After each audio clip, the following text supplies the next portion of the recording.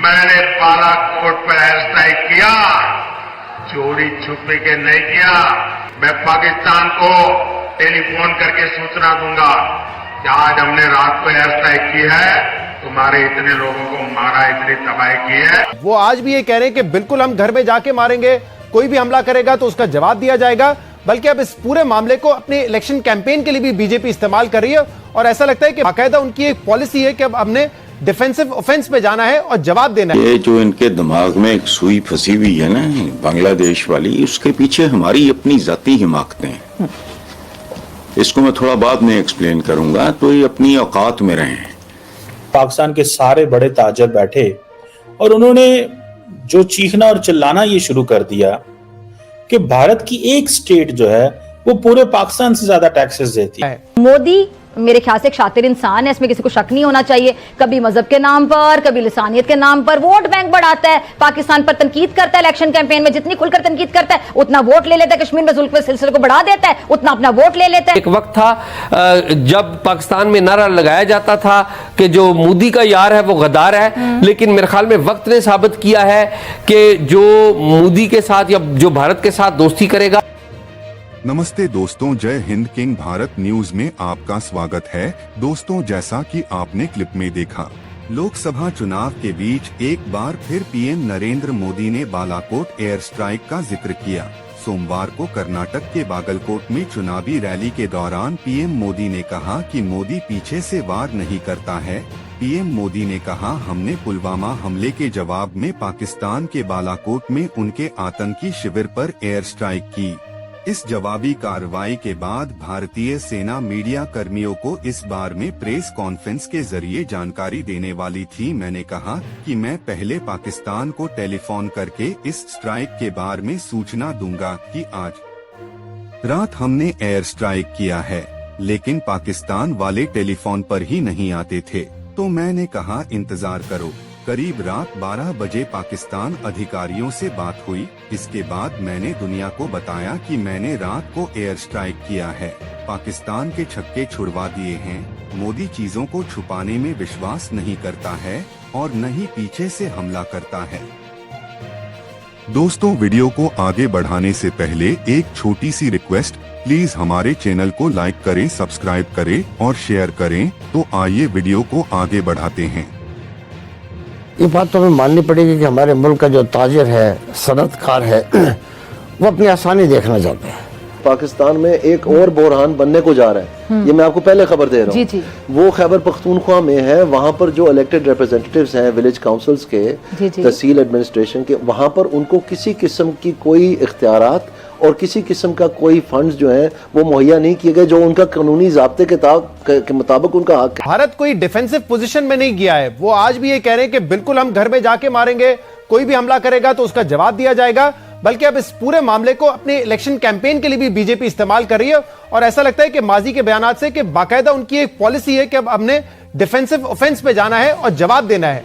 कि इस रवैये के पीछे क्या आपको वजह नजर आती है? ये बड़ी क्लियर बात है कि हिंदुस्तान ने एक स्ट्रेटेजिक क्लैरिटी के साथ एक फैसला किया है कि उनकी पाकिस्तान की पॉलिसी क्या होगी, और पाकिस्तान की पॉलिसी की बुनियाद मुदाखलत, जाहरियत और दहशतगर्दी को भेजना, क्रॉस बॉर्डर टेररिज्म।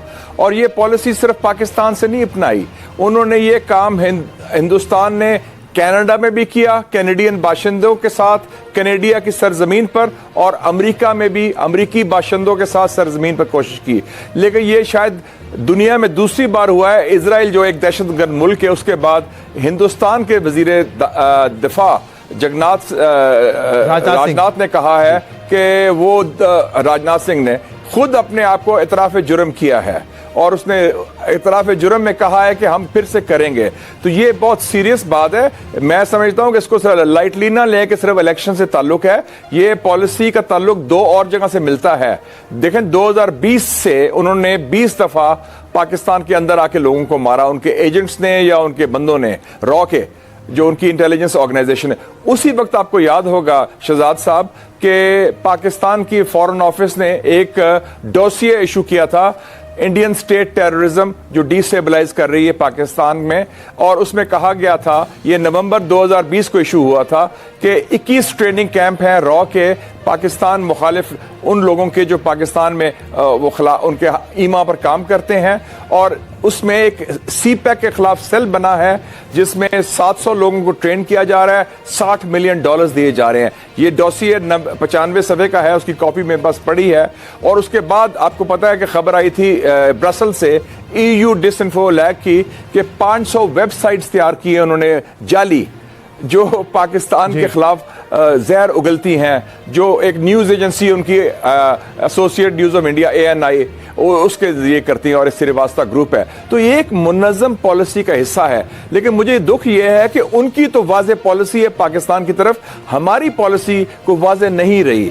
माजी में भी देखा कि हमारे स्ट्रेटेजिक क्लैरिटी नहीं, हमने उम्मीद लगाई रखी कि मोदी इलेक्शन जीतेगा तो कुछ करेगा, तो आपको याद है वो ट्वीट्स भी आई। इनको अपने शजरे याद रहने चाहिए, इनको अपना माजी याद रहना चाहिए। ये मतलब बहरहाल एक बात और है कि पाकिस्तान के टीवी जियो टीवी पे एक तबसरा हो रहा था जिसमें पाकिस्तान के सारे बड़े ताजर बैठे और उन्होंने जो चीखना और चिल्लाना ये शुरू कर दिया कि भारत की एक स्टेट जो है वो पूरे पाकिस्तान से ज्यादा टैक्सेस देती है।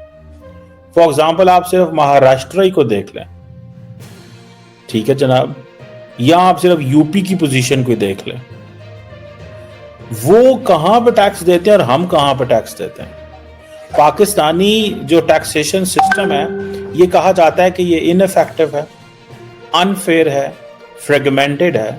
आप सिर्फ इतना अंदाजा लगा लें कि 14,500 का हमारा टोटल बजट है और हमारी टोटल जो आमदन है वो 7,000 से 8,000 अरब के करीब है। सो 8 ट्रिलियन के अराउंड आमदन है, 7 ट्रिलियन के अराउंड, और 14.5 ट्रिलियन का टोटल बजट है। तो आप अंदाजा लगा लें जो बाकी आपको 7-7.5 ट्रिलियन रुपीस का बजट डेफिसिट है वो कहां से पूरा करना है। ये सारे के सारे पैसे जो हैं चले जाते हैं आपकी उसमें इंटरेस्ट पेमेंट्स में चले जाते हैं। सो हमारे पास क्या रह गया, हुकूमत के पास क्या रह गया, हुकूमत के पास कुछ भी नहीं रहा और हुकूमत किसी को कुछ भी नहीं दे सकती।